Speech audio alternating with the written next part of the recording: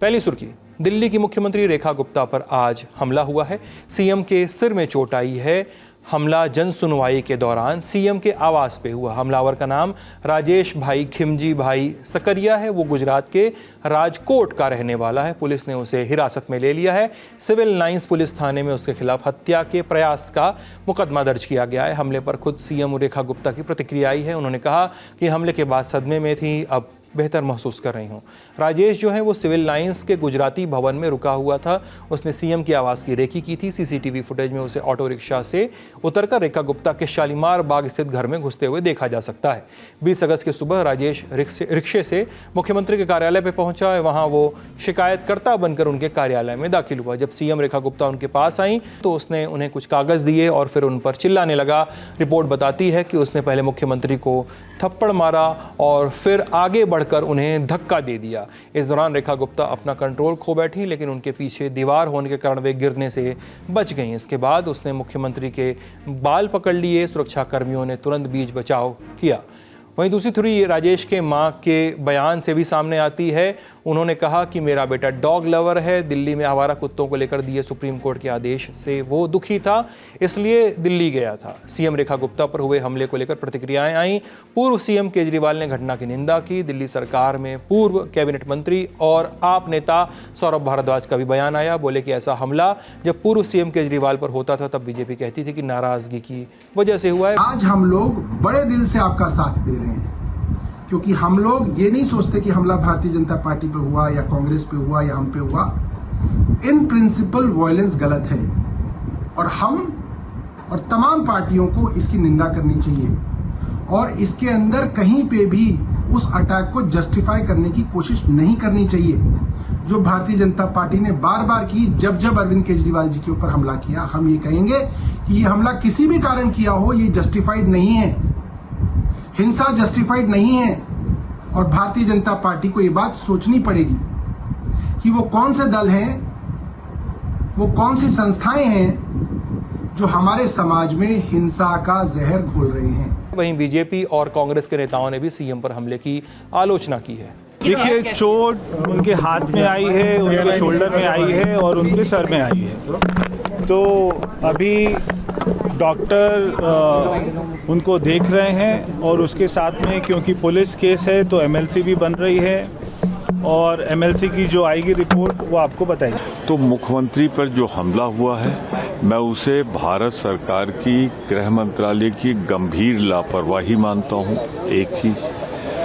दूसरा, निंदा करता हूं अगर महिला मुख्यमंत्री पे हुआ है। तीसरा, मैं ये जरूर कहना चाहूंगा कि देख लें जो स्थितियां यहाँ पर दिल्ली में बाढ़ को लेकर लोगों के जो वायदे किए थे वो नहीं पूरे हुए हैं, तो क्या असंतोष इस सीमा तक पहुंच गया है। अभी हमें ये भी नहीं मालूम कि कौन अपराधी है, कौन दोषी है। और एक दो जगह से ये भी खबर उठ रही है कि ये शायद ध्यान हटाने के लिए तो नहीं किया गया। इधर मामले की जांच चल रही है। हमले के पीछे की असली वजह तभी साफ हो पाएगी जब जांच पूरी होगी। अगली सुर्खी, भारत का अगला उपराष्ट्रपति कौन होगा ये 9 सितंबर को पता चल जाएगा। फिलहाल उपराष्ट्रपति पद के नामांकन की प्रक्रिया चल रही है। 21 अगस्त को पर्चा भरने की आखिरी तारीख है। एनडीए के उम्मीदवार सीपी राधाकृष्णन ने आज अपना नामांकन भर दिया है। इस दौरान एनडीए ने भी अपनी एकजुटता दिखाई। पीएम नरेंद्र मोदी, गृहमंत्री अमित शाह के अलावा चिराग पासवान, ललन सिंह और प्रफुल्ल पटेल नामांकन के वक्त मौजूद रहे। पीएम मोदी राधाकृष्णन के पहले प्रस्तावक भी बने।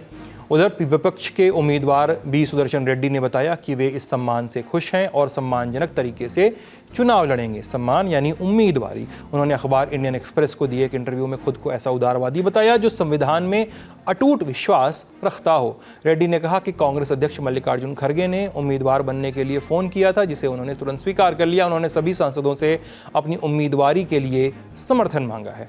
अगली सुर्खी, देश का संविधान बनाने वालों ने राज्य सरकारों और राज्यपाल के बीच सामंजस्य होने की उम्मीद जताई थी। क्या देश इस उम्मीद पर खरा उतरता है? ये टिप्पणी की है chief justice of India BR Gavai की अध्यक्षता वाली एक बेंच ने। 19 अगस्त के लल्लन टॉप शो में हमने आपको राष्ट्रपति द्रौपदी मुर्मू की ओर से सुप्रीम कोर्ट में दाखिल रेफरेंस के बारे में बताया था। इसमें विधानसभाओं से पास हुए बिल को लेकर राज्यपालों और राष्ट्रपति के अधिकारों की स्पष्टता मांगी गई थी। आज इस मामले की सुनवाई का दूसरा दिन था।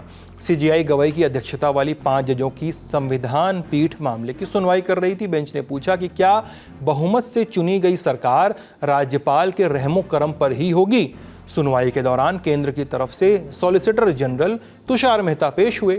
बोले कि अक्सर आलोचना होती है कि राज्यपाल की पोस्ट रिटायर्ड राजनेताओं के लिए राजनीतिक शरण लेने का ठिकाना है, लेकिन असल में ये पद अहम संवैधानिक जिम्मेदारियों से जुड़ा हुआ है। एसजी मेहता ने कहा कि राज्यपाल केवल डाकिया नहीं है, वे यूनियन ऑफ इंडिया का प्रतिनिधित्व करते हैं। जो व्यक्ति सीधे चुना नहीं जाता वह उन लोगों से कम नहीं है जो चुने जाते हैं। उन्होंने संविधान सभा की बहस का भी हवाला दिया। कहा कि उस दौरान राज्यपाल की नियुक्ति और उनकी शक्तियों को लेकर गहन बहस हुई थी। केंद्र की तरफ से आज सुनवाई जब हुई तो कोर्ट में दलील दी गई कि अगर कोर्ट राज्यपाल और राष्ट्रपति पर बिल की मंजूरी को लेकर टाइम लिमिट थोपता है तो ये संविधान की बुनियादी व्यवस्था को बदल देगा। इससे सरकार के विभिन्न अंगों के बीच टकराव की स्थिति पैदा होने का खतरा है। ये केंद्र की दलील थी आज सुप्रीम कोर्ट में। कोर्ट ने साफ किया कि वो इस मामले में केवल संवैधानिक और कानूनी पहलुओं पर ही अपनी राय देगा। अब अगली सुनवाई में साफ होगा कि क्या देश में राज्यपाल और राष्ट्रपति की भूमिका पर नई संवैधानिक व्याख्या सामने आएगी। चलते चलते एक ज़रूरी बात, 21 अगस्त को बॉस्टन में सौरभ द्विवेदी के साथ मनेगी लल्लन टॉप पिकनिक। तो बढ़िया स्नैक्स और अदरक वाली चाय लेकर पहुँचिए, न हो तो कॉफ़ी लेकर पहुंचिए और साथ में पिकनिक करेंगे। सौरभ के साथ बातें होंगी ढेर सारी। बॉस्टन 21 अगस्त शाम 5 बजे। आज का लल्लन टॉप शो यहीं तक। अपना ख्याल रखिएगा, स्वस्थ रहिएगा। बहुत बहुत शुक्रिया।